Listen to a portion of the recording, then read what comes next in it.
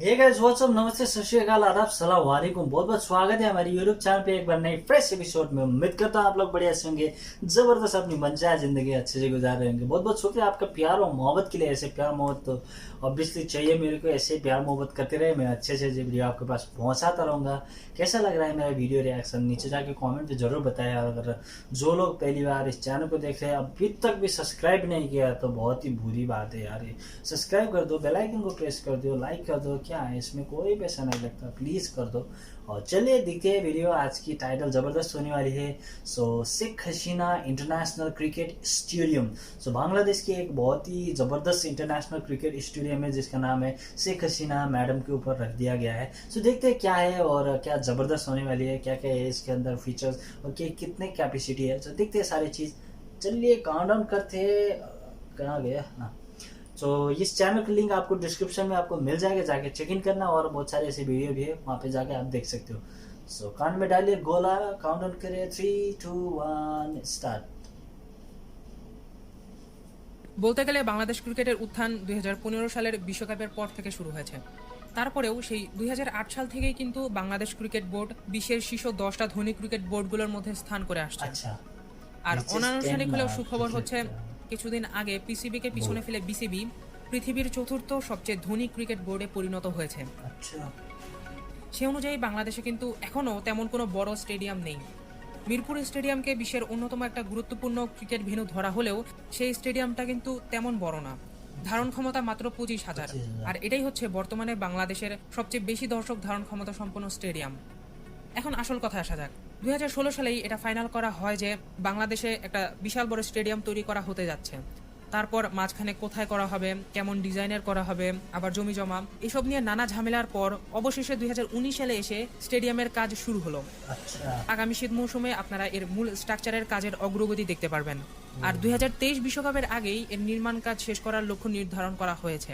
বাকিটুকু আপনারা প্রায় সবাই জানেন যে এই স্টেডিয়ামের নাম রাখা হয়েছে Sheikh Hasina international cricket stadium অথবা শুধু দ্য বোর্ড। এমনটা করার কারণ এই স্টেডিয়ামের স্ট্রাকচারটা একদম নৌকার মতোই হবে, আমার কাছে মনে হয় না। তারপরেও এই ডিজাইনে যদি স্টেডিয়ামটা তৈরি করা হয় তাহলে এটা অনেক বিলাসবহুল হবে। আর এটার কনস্ট্রাকশন কস্ট ধরা হয়েছে 1100 কোটি টাকা বা 140 মিলিয়ন ইউএস ডলার, যার ফলে এটি নির্মাণের পর হয়ে যাবে এশিয়ার সবচেয়ে ব্যয়বহুল ক্রিকেট স্টেডিয়াম যদি এত টাকা খরচ করা হয়। আবার এটাকে পৃথিবীরও সবচেয়ে ব্যয়বহুল ক্রিকেট স্টেডিয়ামও বলা যেতে পারে, যার কারণ গত ভিডিওতে আমি আপনাদের বলেছি। বলে রাখি, new Sardar Patel cricket stadium এটা কিন্তু রিকনস্ট্রাকশন করা হচ্ছে, অর্থাৎ এই স্টেডিয়ামের ধারণ ক্ষমতা বাড়িয়ে 1,10,000 করা হবে। এই রিকনস্ট্রাকশনেরই বাজেট ধরা হয়েছে 100 মিলিয়ন ইউএস ডলার। অপরদিকে এসআইসিএস এর বাজেট এত বেশি ধরার কারণ এটার স্ট্রাকচারটা একটু বিলাসবহুল হবে আর এর দর্শক ধারণ ক্ষমতা হবে 50,000 প্লাস। স্পেসিফিক ভাবে এখনো কিছু বলা হয়নি, খুব সম্ভবত 70 থেকে 80,000। বলা হয়েছিল যে ইডেন গার্ডেনের চেয়ে বেশি হবে, আর ইডেন গার্ডেনের ধারণ ক্ষমতা 68,000। তাহলে ধরেই নেই যে এসআইসিএস এর ধারণ ক্ষমতা 70,000 হলো। তাহলে এটি মিরপুর স্টেডিয়ামের প্রায় 3 গুণ, চিটাগংয়ের জহুর আহমেদ চৌধুরী স্টেডিয়ামের চেয়ে প্রায় 50,000 আর সিলেট স্টেডিয়ামের চেয়ে প্রায় 52,000 বেশি দর্শক ধারণ করতে পারবে। এখন আপনি যদি আমার অ্যানালাইসিস মানেন তাহলে আমি বলবো যে এর চেয়েও বেশি দর্শক ধারণ করতে পারবে স্টেডিয়ামটি। একেবারে শুরুর দিকে না হলেও ধীরে ধীরে এর ধারণ ক্ষমতা বাড়ানো হতে পারে, কারণ 140 মিলিয়ন ইউএস ডলার এটা একটা বড় অ্যামাউন্ট। এটা সম্পূর্ণ তার ডিজাইনের পেছনে খরচ করা হবে না। যদি 40 মিলিয়ন বা 20 মিলিয়ন ইউএস ডলার ডিজাইনের পেছনে এক্সট্রা খরচ করা হলেও 100 মিলিয়ন ইউএস ডলার কিন্তু বাকি থাকে, যেটা দিয়ে একটা বিশাল বড় স্টেডিয়াম অনায়াসেই তৈরি করা যেতে পারে।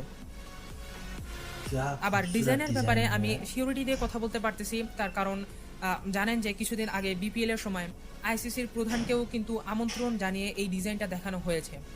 তাই আমরা বলতে পারি যে বর্তমান ডিজাইনটা মোটামুটি ফাইনাল। আর গত ভিডিওতেও বলেছিলাম যে ক্রিকেট স্টেডিয়ামগুলোয় এ ধরনের স্ট্রাকচার বা ডিজাইন এখন পর্যন্ত দেখা যায়নি। এ তো গেল স্টেডিয়ামের কথা। এখানে কিন্তু শুধু স্টেডিয়ামই তৈরি করা হবে না, এর পাশাপাশি পুরো একটা স্পোর্টস কমপ্লেক্স তৈরি করা হবে, যেখানে হোটেল থেকে শুরু করে প্র্যাকটিসের জন্য আলাদা গ্রাউন্ড সব থাকবে। এখন যেমন খেলোয়াড়দের প্র্যাকটিসের জন্য মিরপুরের ছোট একটা জায়গা অথবা আসল ভেন্যুই ব্যবহার করা হয়, সেখানে কিন্তু প্র্যাকটিসের জন্যই একটা আলাদা মাঠ থাকবে, পাশাপাশি জিম, সুইমিং পুল আর যা যা লাগে। আর জানেন যে স্টেডিয়ামটা পূর্বাচল নিউ টাউনে তৈরি করা হচ্ছে, যেটা হবে বাংলাদেশের সর্বপ্রথম স্মার্ট সিটি। ভবিষ্যতে এই সিটিটাই ঢাকাকে রিপ্রেজেন্ট করবে বিশ্বের সামনে। सो वीडियो इतना ही था, बहुत ही अमेजिंग चीज़ हम लोग को जानने को मिला यहाँ पे। और कैपेसिटी के मामले में सेकेंड लार्जेस्ट वर्ल्ड का क्रिकेट स्टेडियम और एक्सपेंसिव, साउथ एशिया में सबसे ज़्यादा एक्सपेंसिव स्टेडियम बनने वाली है, और जिसका नाम दिया है the boat, Sheikh Hasina madam के नाम पे बनाया गया है, Sheikh Hasina international cricket stadium. बहुत ही अमेजिंग डिज़ाइन, मुझे डिज़ाइन ने बहुत दिल को छुआ यार, इतना खूबसूरत डिज़ाइन दिया था। और $140 और एक छोटी मोटी रकम नहीं, बहुत ही बड़ी अमाउंट है, और इतना बड़ा क्रिकेट स्टेडियम बनने वाली है। तकरीबन 7 to 80,000 पीपल को वहाँ पे कैपेसिटी वाली प्लेस बन रहे हैं। तो बहुत ही अमेजिंग यार, बहुत ही अमेजिंग, बहुत ही खुश लग रहा है कि गवर्नमेंट ऐसी चीज़ कर रहे हैं, और बहुत ही क्रेज़ है क्रिकेट की वहाँ पे। और तो ये एक्सपेक्ट कर रहे हैं कि 2023 तक ये रेडी हो जाएगा, आने वाले वर्ल्ड कप से आगे रेडी हो जाए। तो ये बहुत ही अच्छी बात है। और न्यू सिटी जो स्मार्ट सिटी बन रहे हैं बांग्लादेश की, वहीं पे बना रहे हैं। और यहाँ पे बताया गया है कि जो क्रिकेट स्टेडियम खाली नहीं बन रहे हैं, वो आजू बाजू जिम्स, प्रैक्टिस ग्राउंड, बहुत सारे ऐसे फैसिलिटीज़ भी बनाना पड़ते हैं। और अमेजिंग यार, मैंने बहुत सारे लोगों को मुंह से सुना था ये बन रहा है, ये बन रहा है, लेकिन आज विजुअली देख रहा हूँ, इसका डिज़ाइन देख रहा हूँ, इसका जो फीचर्स देख रहा हूँ, मुझे बहुत ही दिल को छुआ है। बहुत बहुत मुबारकबाद यार, ऐसी बड़ी बड़ी चीज़, इंफ्रास्ट्रक्चर वहाँ पे बन रहा है।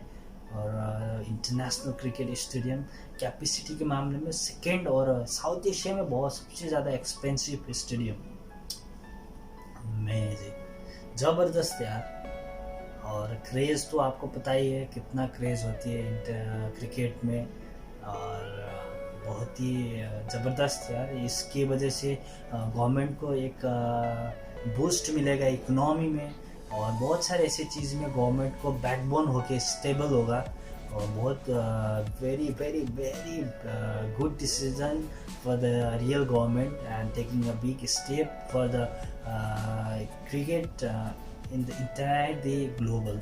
सो नेशनल नहीं, इंटरनेशनल के हिसाब से ग्लोबली में एक बहुत ही अच्छा पहचान भी। और स्पोर्ट्स में स्पेशली स्पोर्ट्स जो लोग खेलना चाहते हैं, जो लोग करना चाहते हैं, तो ऐसी बड़ी बड़ी इंफ्रास्ट्रक्चर वहाँ पे रेडी होगा, तो बहुत सारे लोगों के अंदर हौसले उपजेगा, और बहुत जुनून होगा। नेशनल देश के लिए खेलना ये बहुत ही बड़ी बात है। So very very big congratulation to all of you. It's a very big and very glad news to all of the Bengali people and entire the world, मैं मानूंगा। सो अमेजिंग है। बहुत बहुत खुशी लगे मेरे को ऐसे वीडियो देखने के बाद, बहुत ही अंदर से एक अच्छी बातें निकलती है, और हमेशा की तरह तारीफ़ करने का मन करता है। जितना करूँ उतना कम होता है। उम्मीद करता हूँ ये जल्द से जल्द बन के ख़त्म हो जाए। So stay tune with me and keep updating क्या होता है इसके, क्या क्या कब ख़त्म होगा। अगर इसके में और भी कुछ वीडियो है तो आप मुझे प्लीज़ शेयर करिए, नीचे डिस्क्रिप्शन में आपको सारे लिंक मिल जाएगा। सो वीडियो इतना ही था, उम्मीद करता हूँ आप लोग को पसंद आएगा। पसंद आए तो लाइक शेयर और कमेंट जरूर करें। चैनल पर नया है तो सब्सक्राइब करना मत भूलिएगा। सो मिलते हैं अगले वीडियो में, तब तक के लिए आप भी सुरक्षित रहे, स्वस्थ रहे और देखते रहे हमारा चैनल। जय हिंद, वंदे मातरम।